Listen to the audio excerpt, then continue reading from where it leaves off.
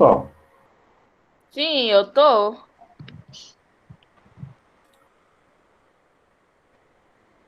Pessoal, Eu tô. pois coloquem o nome, Eu tá? tô. Obrigado, viu, Guilherme, por não me deixar no vácuo. Você é 10. Particularmente, eu não estou lhe escutando, não, tá? Galo. Falei, Guilherme.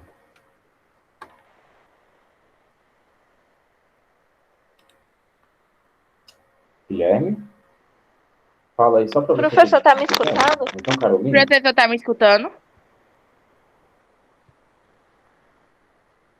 Professor?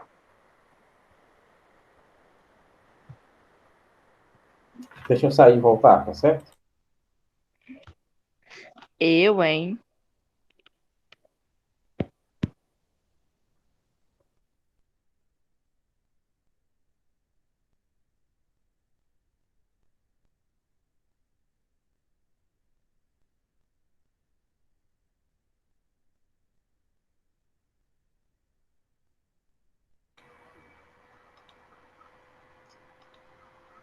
Bom, presta aí, Guilherme, de novo, por Oi, gentileza. professor, você já tá me escutando? Estou bem até demais. Vou baixar o volume aqui. Ótimo, maravilhoso. Você é 10. Como que o senhor tá? Estou bem, estou ótimo. O senhor já corrigiu essa redação? As redações, olha aí. Tá errando na concordância, viu? Eu estou corrigindo sim, meu querido. Eu vou colocar. Eu estava planejando colocar as notas quando eu terminasse tudo, mas como eu estou vendo que vocês estão um pouquinho aflitos, vocês não, essa turma, todo mundo, tá? Eu vou já começar as que eu tô. Olha aí, Yasmin. Eu já vou colocar as que eu corrigi, tá certo? Até O agora eu senhor não. já corrigiu quantas redações? Olha, muitas, sabe? Se eu for olhar aqui, é porque eu não fiz um único documento, tá? Tem um documento 3A, 3B, 4A, 4B, 5A, 5B, 6A, 6B, 7A, 7B, 8 e 9, tá? Então são 12 documentos, tá? Até agora, de quem eu corrigi, eu não reprovei ninguém não, tá bom? Até agora. Nossa! Mas isso daí é de todas as turmas ou só do oitavo? De vocês também, de todo mundo, tá? Meu Deus do céu, eu escutei um amém. Escute um amém aí, tá bom? Pode dar graças a Deus. Mas é o seguinte, não, pessoal, brincadeira. Eu sei que vocês fizeram a prova com o conhecimento de vocês, mas assim, vamos dividir o nosso número de estudantes em. Aliás, vamos pegar o número fictício de 300, tá bom? Desses 300, só 200 me entregaram, tá? Eu só recebi de um terço, tá bom? Só recebi de um terço. Falta um bocadinho de gente entregar ainda. Que eu contabilizei, né? Talvez já tenham até entregado e eu ainda não vi, né? Entregado ou entregue. Tanto faz. Eu entreguei no último dia. Que eu sou É. dessa. Eu também. Não se preocupe, não, que Mas pelo menos entreguei, né? Foi antes do prazo. tem redação que Professor, que eu queria chegou. entregar no domingo, né? Só que acabou que eu não tinha caneta preta, tive que pedir emprestado. Aí eu pedi pro meu pai comprar caneta. Ele só deu entregar aqui lá para 6 horas. Professor, eu não sei o que acontece comigo, mas eu tenho um pânico com a redação. Pânico. Aham. Sério, Eu de Não, verdade. também. não precisa ter pânico, Até não. na hora de Não, escrever professor, e é tudo porque mais. assim, Eu Olha, fico professor, eu tô pensando, aí eu desde o fico com quinto medo, aí ano. às vezes, sei lá, dá um frio na barriga, não consigo. só pra Professor, que eu gente, tô desde o quinto ano só reprovando por causa da redação. só pra gente entrar Tipo, aqui eu tô na. desde o quinto ano ficando de recuperação no quinto ano, só por causa da redação. Não, mas relaxa. Tá? A questão, eu não vou mentir, não. De algumas pessoas, a questão é a falta de caligrafia, né? Eu já expliquei para vocês, eu acho, né? Não tem caligrafia boa, nem caligrafia ruim. Se você tem caligrafia, você escreve bem. Se você não tem caligrafia, você escreve de uma visão de estética geral. E não, Guilherme, não foi contigo, não, rapaz. É porque eu estou falando no geral aqui. Eu estou querendo dizer o seguinte: o conteúdo, né, foi bom. O domínio da escrita formal foi bom. Na maioria dos casos, né, em 97% foi excelente, tá? os desvios linguísticos, né? Falta de acento, o uso incorreto ou inadequado de uma palavra aqui e acolá, foram poucas ocorrências que isso teve, né? A questão que eu estou dizendo é só da parte da estética mesmo, né? Que essa letra aqui podia ser diferente, mas não estou falando de tudo, não. É porque eu respondi isso justamente para você, que foi a pessoa que perguntou. Eu estou querendo dizer que de conteúdo, de estrutura, estavam muito boas, algumas redações. Eu vou até desabafar aqui com vocês. Teve uma redação que o rascunho estava assim, o rascunho já dava para tirar assim, uma nota excelente, tá bom? De uma turma aí que eu não vou dizer qual é. Que pode ter sido daqui, né? Mas claro que eu não vou dizer qual é. Tem que ter ética. Valera para mandar rascunho também. Era, meu querido. É para eu saber de onde Tava você lá tirou essas escrito. ideias. Eu tive medo, mas mesmo assim, eu mandei umas 3 fotos, eu acho. 3 ou 4 fotos. Teve gente que fez 4 rascunhos e mandou 5 arquivos. Um da prova e o outro do rascunho. Os 4 do rascunho, né? Não, Assim, professor, não. tipo, eu fiz outros rascunhos que ficaram horríveis, sabe? Aí eu passei um bem bonitinho pra mandar a foto, entendeu? Uhum. Assim, não ter mandado o rascunho, olha, prestem atenção, isso aqui é para a gente sair dessa conversa e para a gente entrar em geografia, prestem atenção.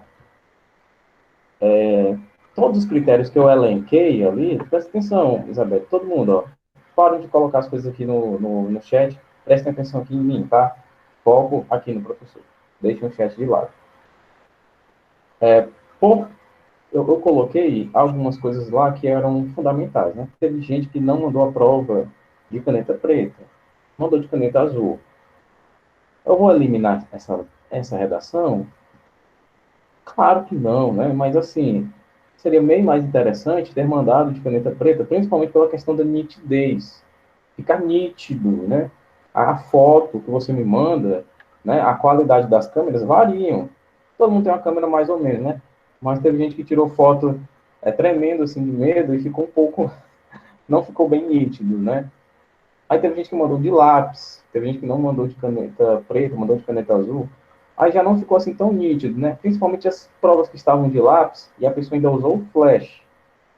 Era para ser de caneta preta, né? Era para ser de caneta preta. Mas assim, dessa vez eu não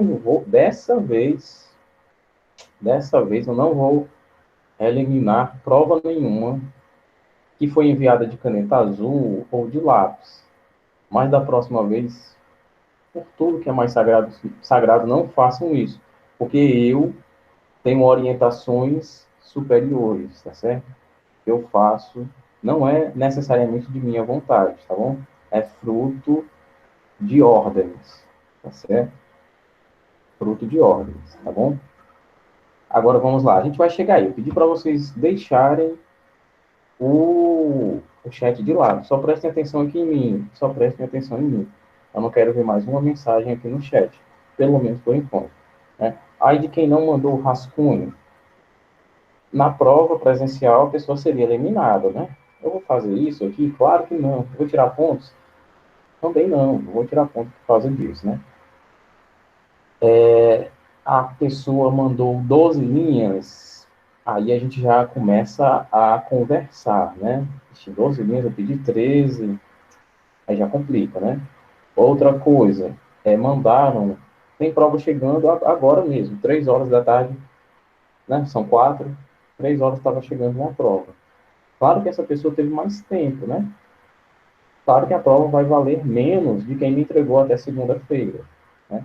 Vai valer menos quanto, professor? A ordem que eu recebi é que essa prova tem uma pontuação de 0 a 7.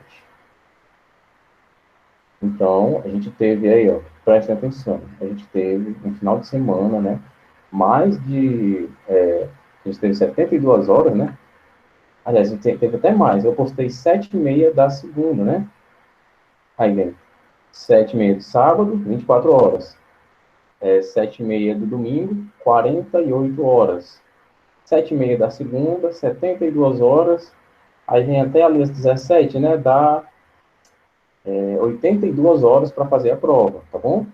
Com o auxílio da maior enciclopédia do planeta, a internet, né? Então, você teve, a princípio, né, em tese, as pessoas tiveram muito conforto para fazer essa redação, né? Se fosse presencial, você ia ter no máximo ó, 4 horinhas, né? 0,1% do que você teve. E a fonte de pesquisa, ó, seu cérebro, tá? Porque os textos motivadores que eu colocaria não poderiam ser copiados.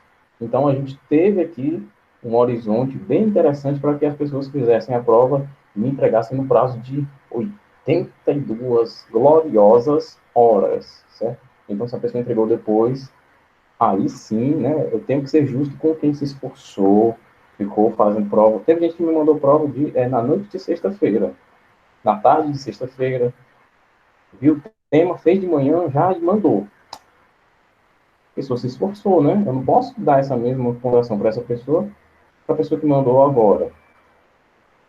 Eu tenho que ser justo. Claro que eu tenho que ser justo. Né? E eu acredito que a maioria de vocês vai concordar com isso. Bom, pessoal, agora vamos sair desse assunto. Lembrando, comportando o coraçãozinho de vocês, tá? Se quiser perguntar alguma coisa no chat, pode perguntar. Ah, sim, quem não mandou o rascunho? A princípio, o rascunho... Não vou dizer nota em público assim, não. Eu vou colocar só para você ver a sua nota, tá? De acordo com os relatórios que eu tenho aqui. É que assim, pessoal, deixa eu mostrar aqui para vocês. No Google Sala de Aula, tá bom? Eu faço basicamente uma redação para corrigir uma prova. Prestem atenção. Deixa eu só mostrar isso aqui. Aqui. Isso aqui tá ótimo.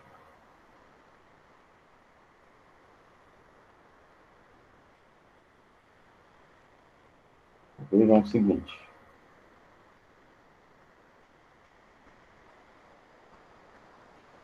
Pronto. Isso aqui é só a correção de uma atividade. Olha.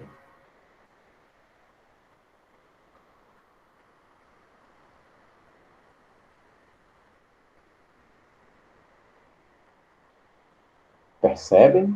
Eu leio o texto de vocês, linha por linha, palavra por palavra, período por período, e eu não deixo passar em branco nada que eu perceba, claro. Então, eu vou julgar a redação de vocês com muita justiça, tá certo? E, claro, isso demanda tempo. Eu vou ver se você demonstrou domínio da língua portuguesa, se você soube selecionar, relacionar, organizar, interpretar opiniões, fatos, informações, argumentos, tudo, tá bom? Tudo, tudo, tudo. Saber se você usou mecanismos linguísticos, saber se você usou bem ali seus argumentos de forma coerente e coesa, é desse jeito, meus queridos. E piedade. O que é isso, Yasmin? Vamos lá, pessoal. Livro de Geografia, página 207. 207. A gente fala na 206, né? Óbvio, vamos para 207. Relevo da porção central. Pessoal, eu estava falando que eu não queria coisa no chat, mas era só porque eu queria que vocês não ficassem aflitos, tá? Sem nada demais, tá bom? Era só para vocês prestassem atenção em mim e que vocês não ficassem dizendo, ai meu Deus, eu vou ser reprovado porque eu não mandei o rascunho. Eu já estava pensando muito bom? antes. Que Tá página? 207. Tá. Gosto assim, hein? Não pergunte o que é, não. Entenderam, pessoal? Até agora ninguém foi reprovado, ninguém perdeu ponto. Resumindo, ninguém perdeu ponto porque fez de lápis, fez de caneta azul e porque não mandou o rascunho, tá? As provas vão perder ponto devido ao atraso, tá certo? Mas nada que venha a reprovar, tá bom? Isso é só para que fique claro a justiça que tem de haver, né? Teve um bocadinho de gente que mandou prova na sexta. Mas, pelo que eu me lembro, né? Se eu falei que eu não reprovei ninguém, eu já corrigi provas dessa turma. Então, das que eu corrigi, claro, não estão reprovadas. Só para resumir, pessoal, redação não é coisa de outro planeta, tá? Eu Eita, acho que chegar na minha. o nome pesa, redação. Mas é só fazer um texto com a tua opinião, impessoal, escrever um português bonitinho e apresentar uma proposta de intervenção viável, que dê para executar e que respeite os direitos humanos. Só isso. Eu, particularmente, eu passo, se eu tiver 1 hora para fazer uma redação, eu passo 40 minutos refletindo e 20 escrevendo, só. Tá ótimo. Relevo da Ah, eu porção não central. consigo, professor, eu juro. Não dá. Eu passo a hora todinha refletindo, isso sim. Só 40 minutos pensando. Isso faz parte, pessoal, da bagagem cultural, né? Tanto de coisa que a gente sabe. Claro, eu tenho mais ou menos uns 11 anos a mais que vocês. Então, eu sei de algumas coisas que a idade que me trouxe, né? Então, eu vou refletir aqui, fazer as ideias e escreve. Pronto. Vamos lá, pessoal. A gente já perdeu bastante tempo conversando sobre a outra prova. Nessa porção do relevo americano, surgem vastas áreas de planícies. Elas são formadas por deposição de sedimentos transportados pelos rios, que em épocas geológicas antigas atravessaram a região, bem como pelo trabalho de desgaste e deposição de sedimentos das geleiras antigas. Lembrando, né, esses sedimentos é o que forma principalmente, claro, as rochas sedimentares. Né? Eu acho que eu até já havia explicado isso para vocês.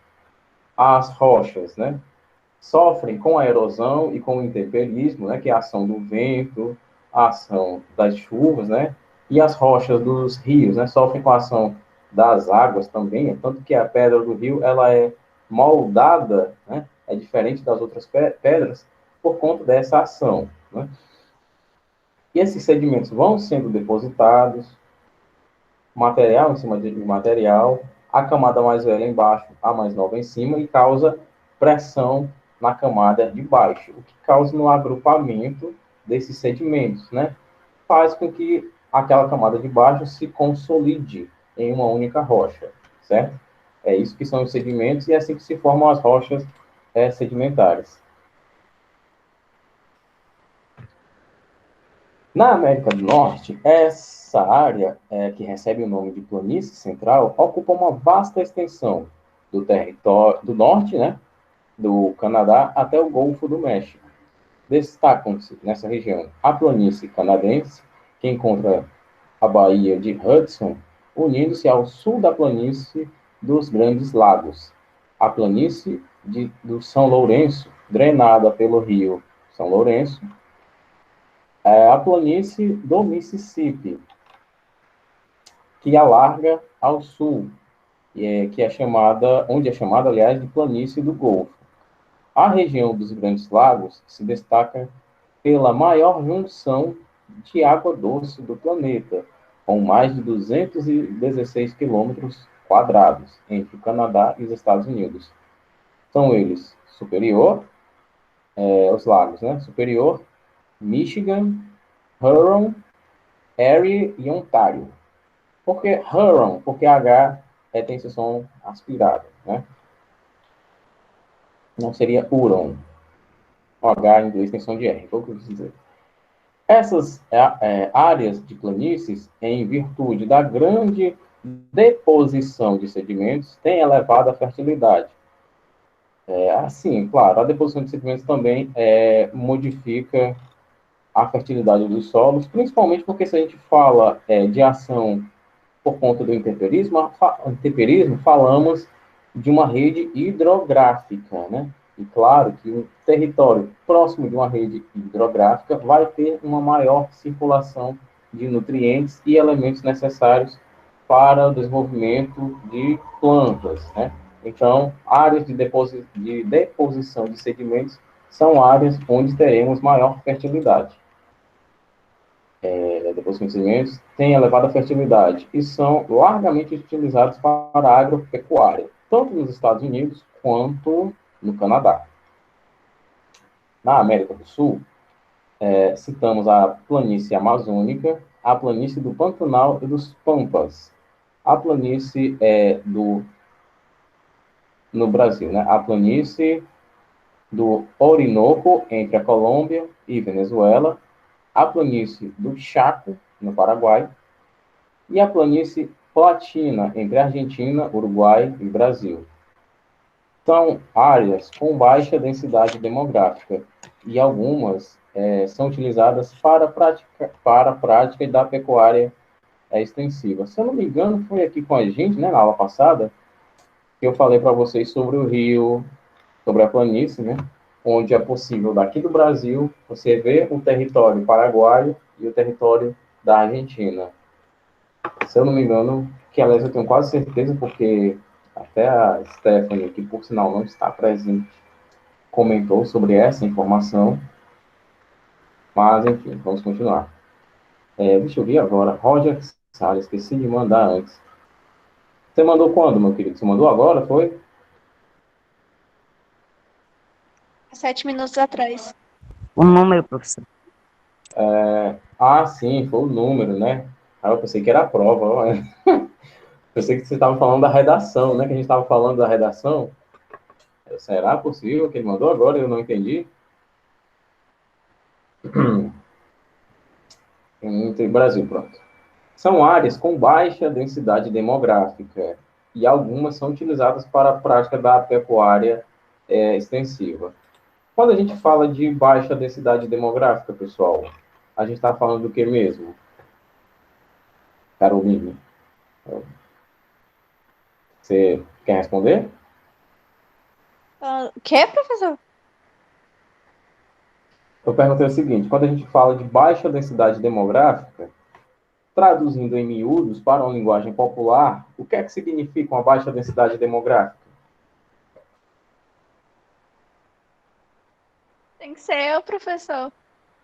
Não precisa ser você tá. não.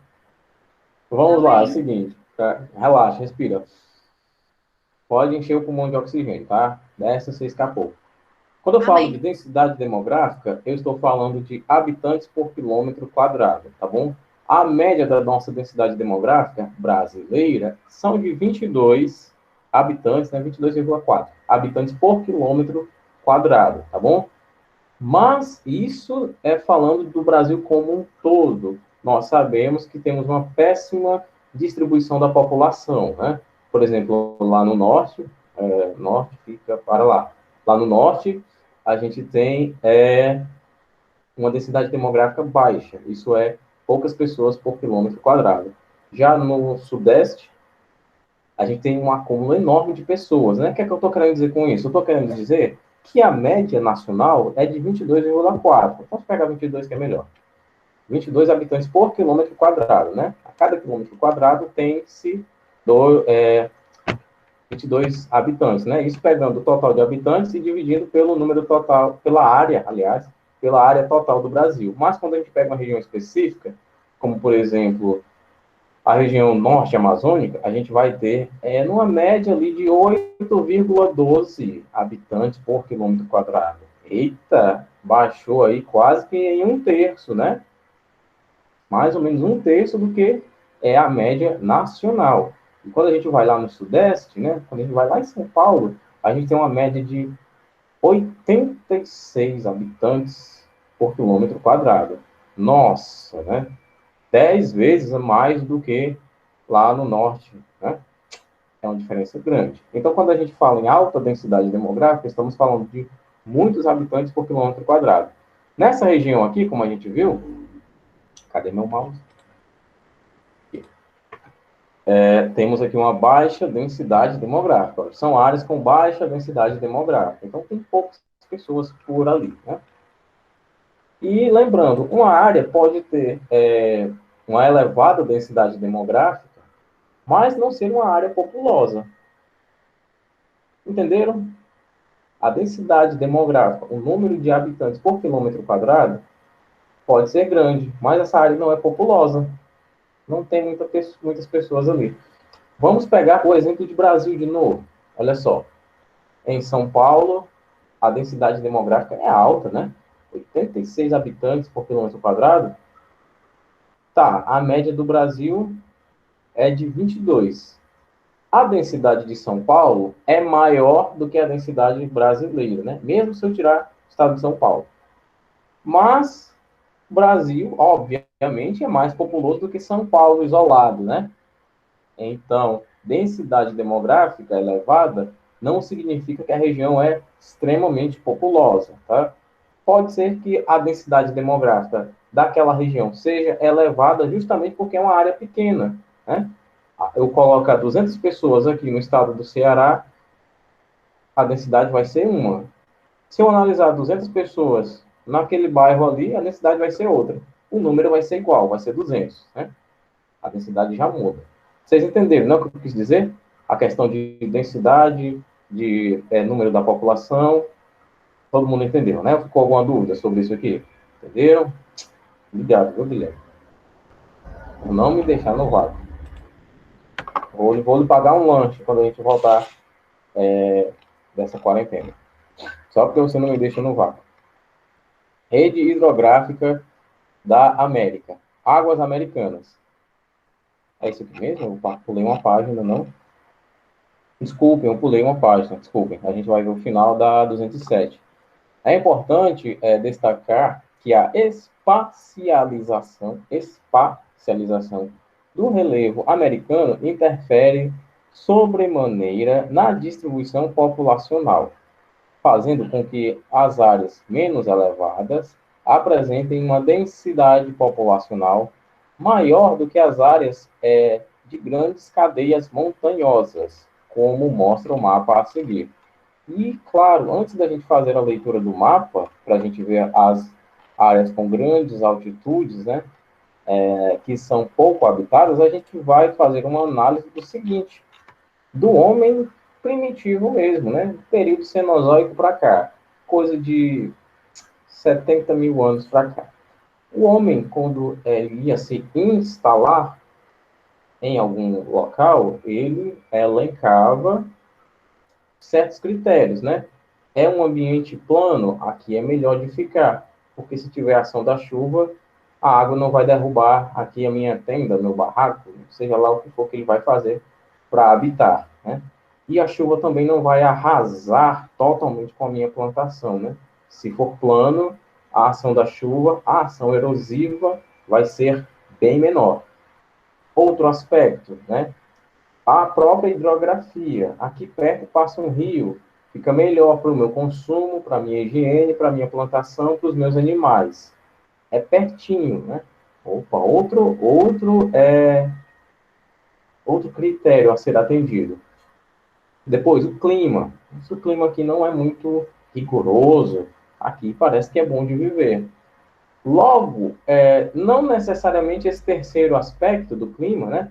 Mas os outros dois, rede hidrográfica e a área ser plana ou não, é o que faz com que as regiões montanhosas sejam menos habitadas do que as planícies. Claro que as pessoas vão, em sua maioria, escolher as planícies. É tanto que você vê que as regiões montanhosas, por conta do seu difícil acesso e dessas outras condições que eu falei, são menos habitadas, né? Tem poucas pessoas, né, em relação às áreas planas.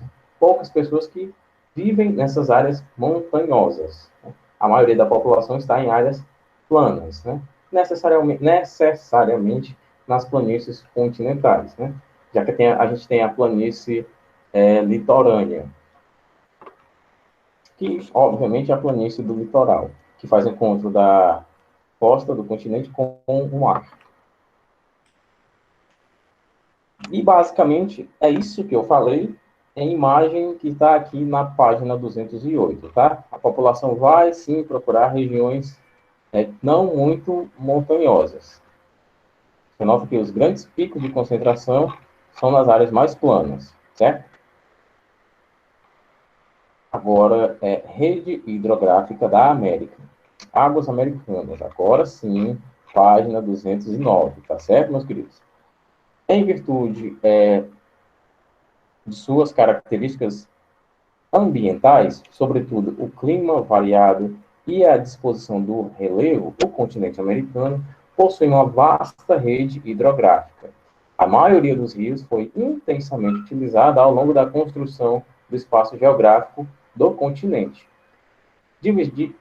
Dividimos a rede hidrográfica da América em 4 vertentes: a vertente do Ártico, a vertente do Pacífico, a vertente do Golfo do México e a vertente do Atlântico. Essa classificação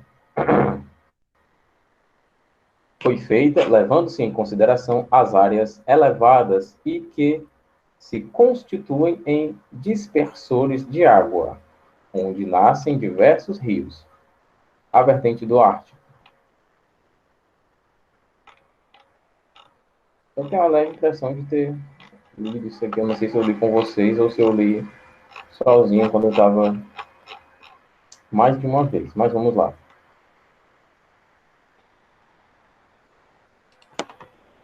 Tipicamente canadense, essa vertente tem como representante principal o rio Mackenzie, 4.100 quilômetros de extensão, e possui uma grande importância econômica, pois é intensamente utilizado como via de transporte para toras de madeira extraídas das florestas boreais. Os rios que fazem parte dessa vertente, em virtude do clima muito frio, permanecem congelados durante grande parte do ano, fato que limita a sua navegação aos meses de primavera e verão. Outono e inverno é congelado. Vertente do Pacífico. Na América do Norte, destaca-se o rio Colorado. Ele apresenta 2.800 quilômetros de extensão.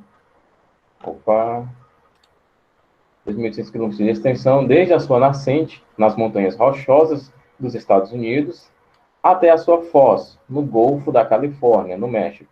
Responsável pela modelagem do Grand Canyon, é pouco utilizado para navegação em virtude da irregularidade do seu leito. No entanto, é aproveitado intensamente para a irrigação e geração de hidroeletricidade. Já na América do Sul, devido à elevada inclinação do relevo e à inexistência de grandes planícies, os rios possuem pequena extensão. Os principais exemplos são os rios San Juan, na Colômbia, Guayas, Babahoyo, no Equador, Biobío, no Chile, e Marres, no Peru. E Biobío parece o Nióbio do Bolsonaro. É o nome? Vamos lá. Continuando, vertente do Golfo do México.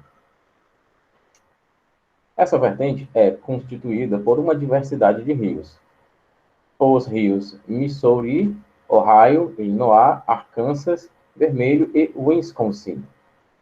Possuem suas nascentes nas montanhas rochosas a oeste ou nos montes Apalaches e descem dessas áreas elevadas, drenando a grande planície central dos Estados Unidos para formar o maior rio da América do Norte, o Mississippi, que deságua no Golfo do México.